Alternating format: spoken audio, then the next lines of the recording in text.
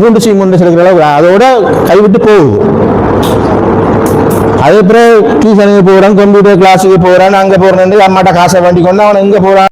முல்லைத்தீவு மாவட்டத்தின் கல்வி வளர்ச்சியை நோக்கிய ஒரு முக்கிய மைல்கல்லாக நாளை முல்லைத்தீவு அமைப்பின் ஏற்பாட்டில் கல்வி அபிவிருத்தி தொடர்பான மாபெரும் கலந்துரையாடல் செயலமர்வு இன்று மிகச் சிறப்பாக நடைபெற்றது.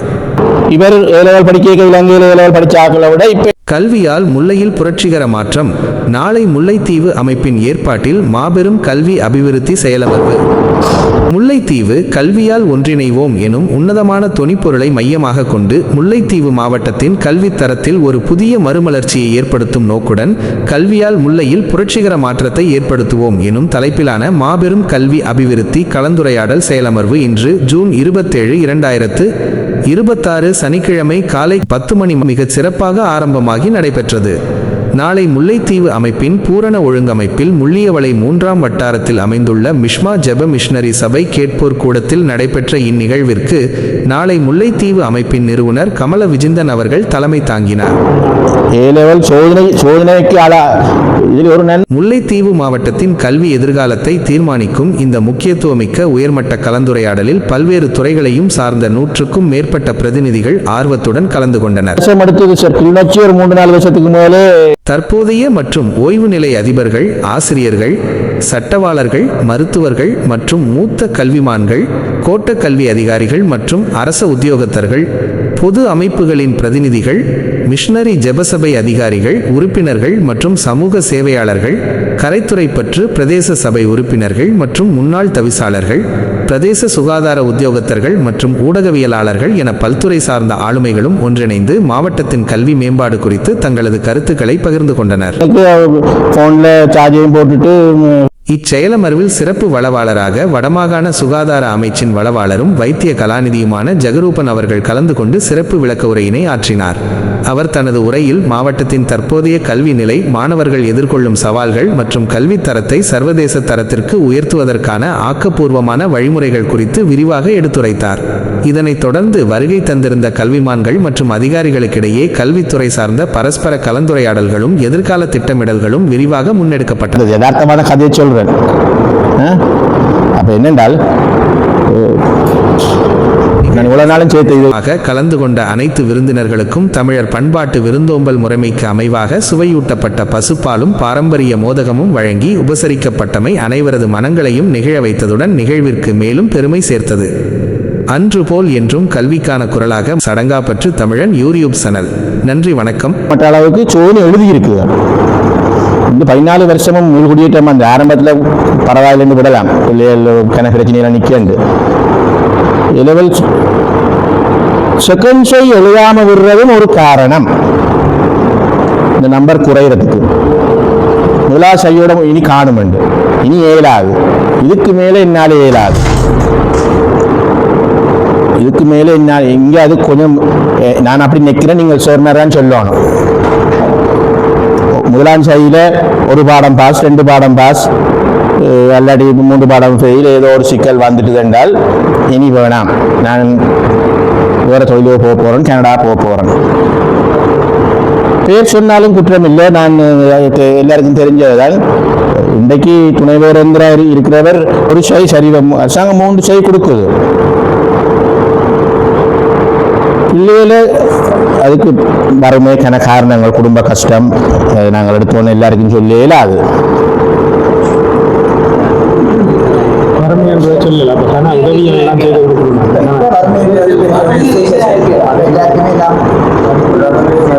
செகண்ட் ஷைக்கு பிள்ளையை கூட்டுறதுக்கு என்ன செய்யலாம் சார்? நான் உதவி செய்ய ரெடியாக இருக்கேன், யார்ட்டையும் காசு வேண்டி தர ரெடியாக இருக்கேன். உண்மையான பிள்ளைக்கு முல்லைத்தீவில் செகண்ட் ஷையை கூட்டணும். எந்த பாடம் என்றாலும் காணாது ஒரு ஷையோட விட்டு போய் வாழ்க்கையில் எத்தனையோ நல்ல தொழில இல்லாமல் பிறகு 40 வயசு வரைக்கும் தன்னோட குறைவானவன் ஒரு நல்ல பதவியில் இருக்கல, அப்போ 40 வயசு வரைக்கும் தெரிகிறது. அதுக்கு முதல் கவர்மெண்டாக கேட்கலாம், நீங்களும் என்னென்று சார் நீங்கள் சொல்லும் போது இந்த பிள்ளைகளை மேக்ஸ் படித்தானே கொமர்ஸ் படித்தானே என்னென்றாலும் செகண்ட் செய்யவும் எழுதுகிறான். தேர்ட் செய்ய பாடசாலை பரிச்சாச்சு தானே, இது நான் தேர்ட் செய்ய இல்லையா, இது செகண்ட் செய். யாழ்ப்பாணத்தை பாருங்கோ,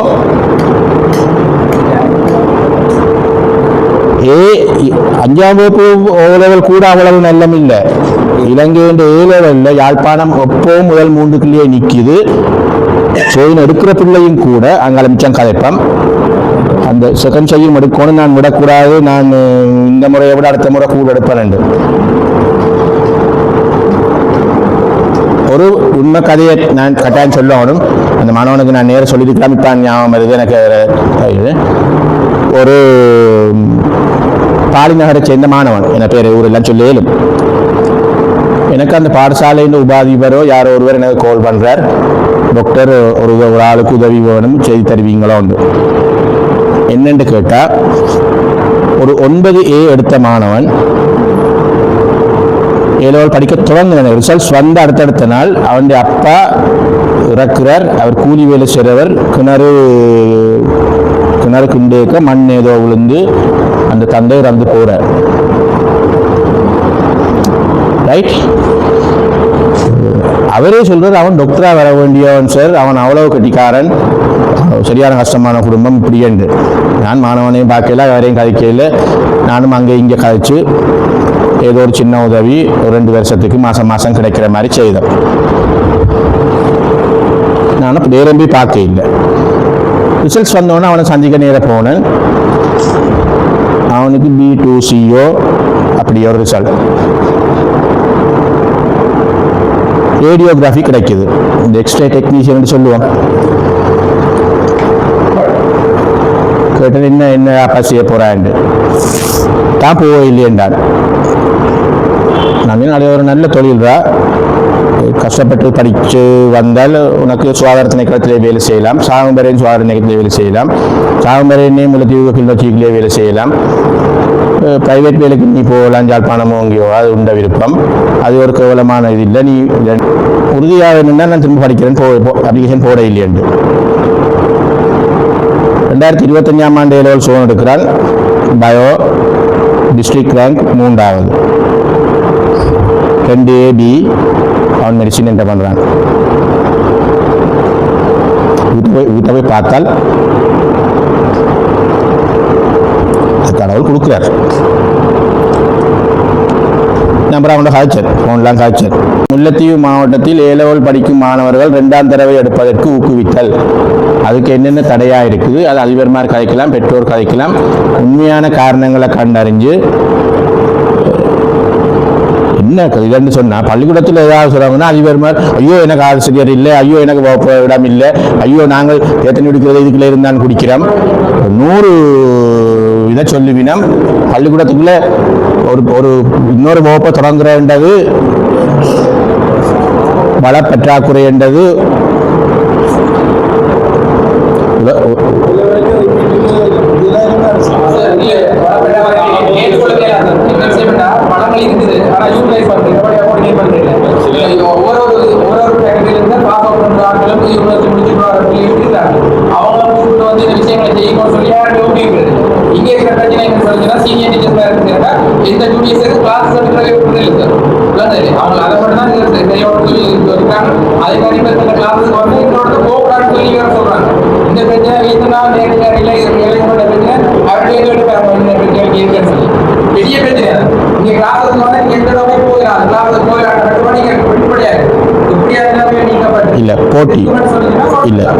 போட்டித்தன்மை வியாபாரம் எல்லாம் உண்மை. நாங்கள் தனிப்பட்ட இதில் யாரையும் குறை சொல்லாமல், நாங்கள் ஒரு பொது அமைப்பாக கொஞ்சம் பேரே சேர்ந்து ஏதாவது ஒரு பள்ளிக்கூடத்தில் கூட அது பள்ளிக்கூடம் மாறி படிக்கலாமோன்றது, செகண்ட் செய்தி வரலாமோன்றது ஒரு எந்த ஒரு அலுவலையும் வலயத்துக்கு தெரியப்படுத்திட்டு செய்யறது எல்லாம் அதையும் சந்தோஷப்படுவினம். ஊர்ல தங்களுக்கு அவங்களும் வேண்டாம், இவங்களுக்கு மாடு மேய்க்கத்தான் சரி என்று அதையும் இருப்பினம். நாங்கள் யாரும் போய் சார்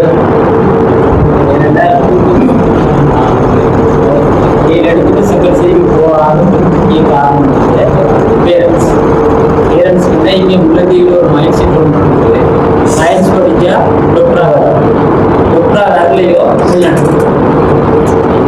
விவசாயிகளுடைய அவங்க டிசைட் பண்ணிக்கலாம். பேரண்ட்ஸும் கூடுதலாக ஆனால் சயின்ஸில் 3 இயர்ஸ் எடுத்தாலே அவன் டிகிரி முடிச்சு நாளைக்கு ஒரு GA ஆகலாம், இங்கே வேணாம் இந்த முல்லைத்தீவு ஆஸ்பத்திரியில் டாக்டரை விட ஒரு 20 தொழிலுக்கு ஆட்கள் இல்லாமல் இருக்கு. இவ்வளவு சிங்கள ஆட்கள் இருக்க வேண்டிய எந்த தேவையும் இல்லை. சரிதானே? நான் சுகாதார அமைச்சின்ற ஒரு கல்வி சுகாதார ஆராய்ச்சி பிரிவில் இருக்கிறேன்.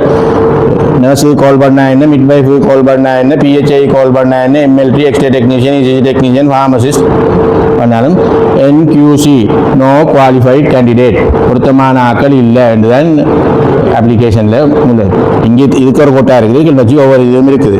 1000 பேர் கேட்க இவ்வளவு பேர் முல்லைத்தீவு கேட்கறது பயோ மேத்ஸ் படிச்சிருக்கணும், 3 வாரம் பாஸ் பண்ணியிருக்கணும். சிலதுக்கு ஓ லெவல் இங்கிலீஷ் எஸ் கேட்பாங்க, சிலதுக்கு இது கேட்பாங்க, கெமிஸ்ட்ரிக்கு சி கேட்பாங்க. அப்படி என்று சில ஒவ்வொன்றையும் பொறுத்தது கவலையாக இருக்கும். எனக்கு கவலையாக இருக்கும். ஒரு கட்டுக்கட்டாக இருக்கல கடைசி அந்த இடத்த வேறு ஆக்களை போட்டு ரப்பி இதில் சேர்க்கிறது ஆக்களுக்கு நாங்கள் செய்யலாம். ஒரு சமூக வட்டமாக உருவாக்கி யாருக்கும் எதிரான ஆக்கள் இல்லை, இது ஒரு அரசியல் கட்சி இல்லை, அது தொடர்ந்து அப்படியே இருந்துட்டுன்னா எங்களுக்கு வெற்றி. ஒரு 250 குறையாத ஆக்கள். அப்போ அதே மாதிரி இப்போ செகண்ட் சை தேர்ட் சையும் அதே மாதிரி.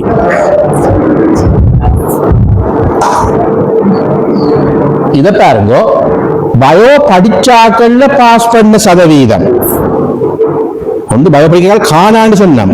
ஆனா படிக்கிற பிள்ளைகள் பாஸ் பண்ணதுல நல்ல ரிசல்ட்ஸ் எடுக்கிறோம் பார்த்தால் பச்சை கூட இருக்கு, பச்சை நீளம் கூட இருக்கோ, மஞ்சள் கூட இருக்கோ. சார் முல்லைத்தீவுல பயோ படிக்கிற பிள்ளைகள் இலங்கையின் பாஸ் பண்ற சதவீதத்துக்கு அப்படி ஒன்றும் குறைஞ்சதுல இல்லை.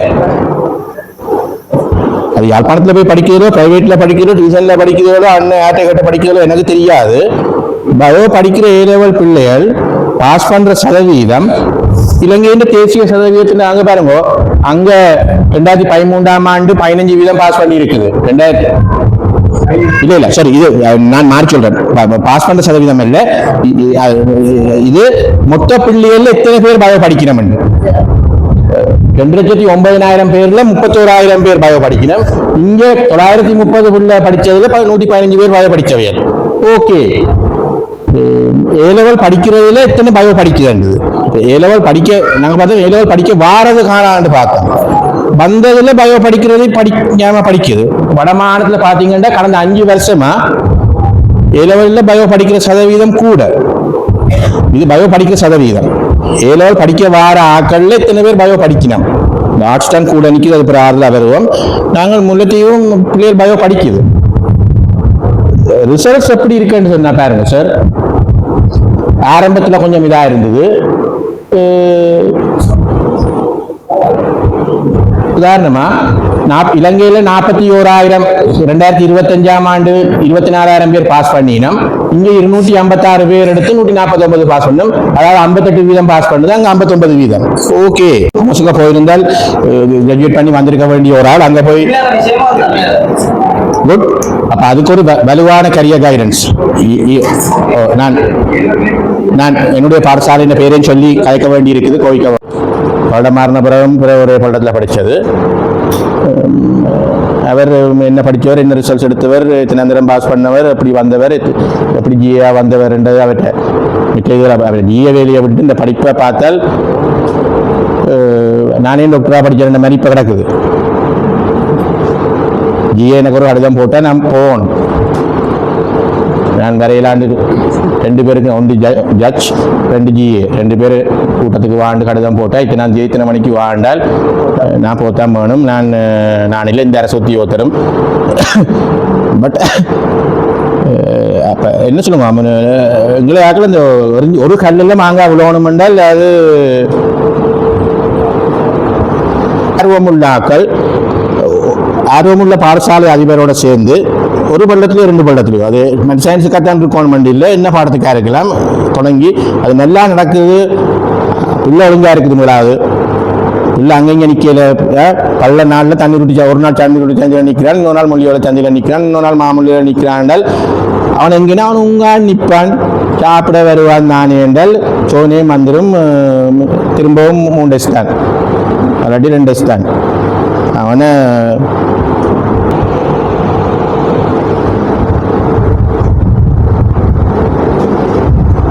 ஏ லெவல் சோதனை எழுதி பல்கலைக்கழக அனுமதிக்கு போராக்கண்ட இது எல்லாம் ஆர்ட்ஸ் காமர்ஸ் எல்லாம் சேர்த்து பச்சையின் நீளமும் கூடவா இருக்கோ மஞ்சள்